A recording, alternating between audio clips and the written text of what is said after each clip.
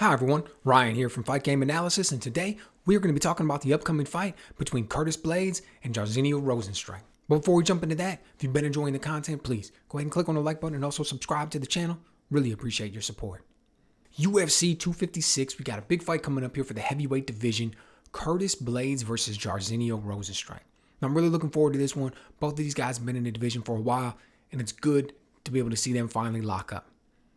Now, when I think of this fight, the first thing that comes to my mind is how this is a classic matchup of a grappler versus a striker. Right? It's that type of thing that we first saw the UFC built on. On the one hand, we got Blaydes. Now, as soon as you think about this man, the very first thing that comes to mind is wrestling. Decorated high school wrestler, decorated collegiate wrestler, comes into MMA and surprise, surprise, he's a wrestler. And when he gets out there, he shoots early, he shoots often, and he is absolutely relentless. We've seen a few of these fights where the over-under on this guy probably taking his first shot is like 10 seconds. He comes out there and that's exactly what he goes with. And he does it well. Gets the single leg, gets the double leg. He works to the cage and gets a guy down. His wrestling is good. Very explosive, very athletic, big guy. He just knows how to get in there and take guys down. And once he gets there, works to the mount, lands ferocious ground and pound. Heavy elbows, heavy punches, but it's position before submission. Right? Doesn't really go for the submission, so I guess that saying doesn't necessarily apply, but before applying damage, we should say. Right? He goes for the position beforehand. Now, what's that look like when you're a wrestler? Well, that looks like when you take a guy down, getting in that top position, staying heavy on him, keeping your hips over his, keeping your head over his, really making yourself heavy on a guy, making him work and just grind to be able to get you up. And if he can't get up, once you've got him in that position, once you've got him secured, that's when he starts to land those heavy shots. Once he gets a guy on his back, works hard to get to mount, and then lands heavy elbows when he gets there. Blaydes, man, he is a handful once he gets you down. And he's guaranteed to get almost everybody down once you've seen him in there. Now, that being said, as much we talk about his wrestling, at the same time, we have to talk about his striking. Kind of ugly when he first came in, but it's been continually improving. Okay, we talk about his wrestling, but I also don't want to make this guy seem like he's a young Damian Maya when it comes to throwing your hands around. He's been continually getting better. His balance is getting a lot better. He's working behind the jab more. Look at the right hands he landed against Dos Santos. His takedowns are so good that it actually sets up his striking. Look at what he did to Volkov in the first round. Then he comes out for that second round, and he lands some really good shots to start off that second round. Volkov is clearly a more accomplished striker than Blaydes. Yet because of that takedown, because of the threat of the takedown and what he's able to do in the first round, Blaydes is able to come out there and land some hard shots to start off that second round. Obviously, it doesn't work all the time. We know he's going to come in. We know he's going to go for the takedown. Everybody knows it.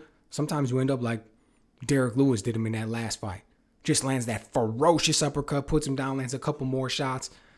And Blaydes, that was a nasty knockout. Absolutely no doubt about it. That was a nasty one. But at the same time, you got to look and say it comes with the territory sometimes. You come in and everybody knows that you're going for that takedown. Well, there's a defense for that. And if you don't get it, then obviously it's not going to be great. But at the same time, not too many people have been able to stop it. And he's quietly built up quite a resume. Ngannou, Olenek, Mark Hunt, Derek Lewis. He's out there fighting a lot of the top heavyweights. They're not all wins, but at the same time, he's got a tremendous amount of experience. Now, standing across from him, you've got Jairzinho Rozenstruik. And that man is just a striker through and through. Before he made it over to MMA, came from a kickboxing background, had like 76 wins with like 64 knockouts. And his striking is tight. He throws good, crisp, tight shots. Now, not always, but now more recently in these fights, he started to work his low kicks a little bit better to set things up. Good speed, athletic when he decides to work, when he really wants to. But man, his calling card is that power. Absolutely ridiculous power. He's that type of guy that he lands shots that don't even look hard. And he just gets guys out of there. His most recent fight, the one that just is that fight against Augusto Sakai. You look at when he got him backed up against the cage and he landed that first shot that really started it off with when he dropped him. It didn't even look like he landed anything that significant. It didn't even look like that hard of a shot. Before you know it, that's it. The fight's over, and this dude's got a massive cut bleeding out of 3 different places on his face. You look at, the fight against Overeem, a fight that he lost 99% of that fight.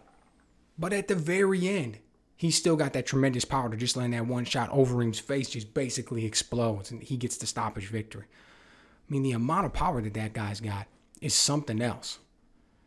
It's something that keeps everybody honest. However, he does have his flaws. Even when it comes to striking, he comes as from that celebrated kickboxing background, does really good, but he also has his flaws striking. We saw what Ciryl Gane was able to do against him. Ciryl Gane had an incredible speed advantage. He was able to land shots. He was able to get off with that jab. He was able to get off with combinations. He was able to control the distance. Rozenstruik didn't really have an answer for that. And then on top of everything else, he gave up a lot of single legs to Ciryl Gane. Gane didn't always necessarily finish him and get the takedown, but he gave a lot of single legs up. And you got to ask yourself, what's going to happen if you give up that many single legs to Curtis Blaydes? You think he's going to be able to finish any of them? You think that's going to end up well for you, where you're going to be able to just get back against Cage, and then Gane was able to let him go? Man, Blaydes is not going to give up on that takedown. Ultimately, when I think about Jairzinho Rozenstruik, one of the things besides the power, one of the things that really stands out to me is that low work rate. He just seems a little bit too inactive for me to really be able to get out there and get it done against the top competition. But the question is, what's it going to look like when these two meet up in the octagon on Saturday night? So like I mentioned when I started this video, I think this is a matchup, classic striker, classic grappler. If this were to stay a kickboxing match, I think the cardio advantage would go to Curtis Blaydes. I think the activity advantage would absolutely go to Curtis Blaydes. He's going to go out there. He's going to work behind that jab. He's going to be able to land some combinations. He's going to do a few things. However, at the end of the day, Rozenstruik's going to be able to get his shots off. And when he does, it's going to be lights out for Curtis Blaydes. So standing up, if this was a kickboxing match, particularly over the course of 5 rounds, I would have to lean towards Rozenstruik. But the thing is, it's not. This is an MMA match. And we know that Curtis Blaydes is going to come out there and he is going to shoot early. He is going to shoot often. I have every reason to believe he's going to get that takedown. Man, Rozenstruik, he's big, he's strong and everything, especially early in the fight. Could he stop 1 or 2, something like that? Sure. But Curtis Blaydes has got some great takedowns.